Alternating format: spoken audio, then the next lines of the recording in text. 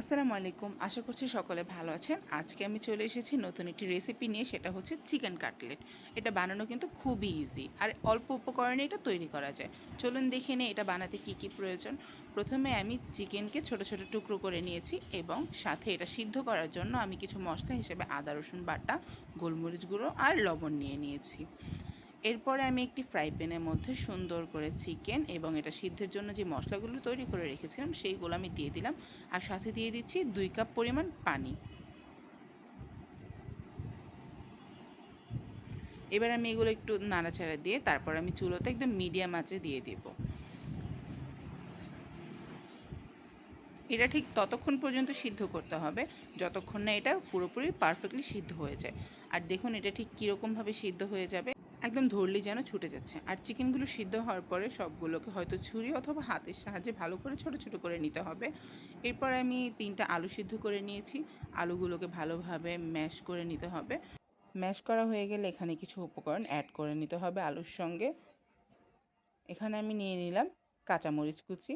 আমি এখানে প্রায় 7টার মতো কাঁচামরিচ কুচি করে নিয়েছি এবং কিছু অল্প কিছুই আমি ধনিয়া পাতা কুচি আর পেঁয়াজ কুচি দিলাম।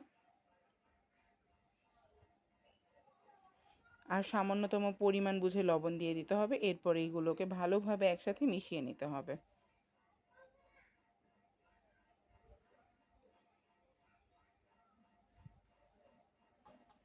ভালোভাবে মিশানো হয়ে গেলে এখন আমাদের কুচি করে রাখা চিকেনগুলো আমার দিয়ে দিতে হবে। এখন চিকেনের সঙ্গে এটাকে ভালোভাবে মেখে নিতে হবে।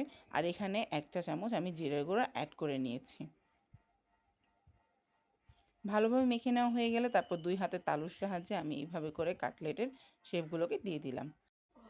এভাবে করে আমি অফ ক্যামেরায় আরও কিছু তৈরি করে নিয়েছিলাম এবং বাকি যতটুকু আছে সেগুলোকেও একইভাবে করে নিব।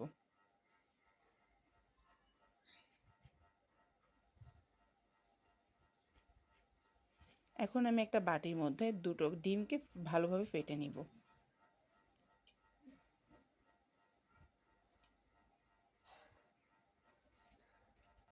ডিম ভালোভাবে ফেটে নেওয়ার পরে এখানে অন্যান্য ভাজার জন্য যা প্রয়োজন তা হচ্ছে ব্রেড ক্রাম্ব।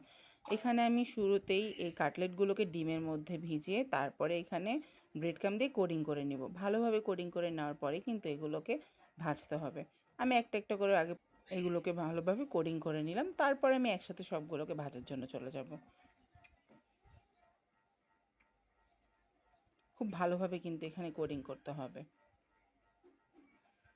আর এভাবে কিন্তু আমার সবগুলো রেডি হয়ে গেল, তাই না? চলুন এখন ভেজে নেওয়া যাক।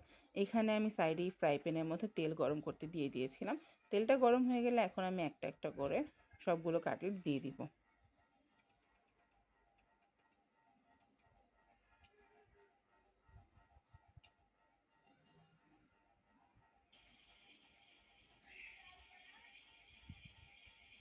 এখন এগুলোকে আস্তে ধীরে আমাদের উল্টে পাল্টে নিতে হবে। যেহেতু এখানে চিকেন এবং আলু দুটোই আমাদের সিদ্ধ করা ছিল, তাই আমাদের বেশিক্ষণ এটা চুলায় রাখার প্রয়োজন নেই। এটা প্রথমে উল্টে পাল্টে নিয়ে তারপরে এটা একটা ব্রাউনি কালার চলে আসলে, যখন মনে হবে এটা হয়ে গেছে, তখন এগুলোকে একটা একটা করে সবগুলো নামিয়ে নিব। আর ব্যাস, এভাবেই আমার সবগুলো কাটলেট তৈরি হয়ে গেল। আশা করছি ভিডিওটি আপনাদের কাছে ভালো লাগলো। ভিডিওটি ভালো লাগলে অবশ্যই একটি লাইক করে দিবেন এবং এখানে এতক্ষণ আমার পাশে থাকার জন্য ধন্যবাদ।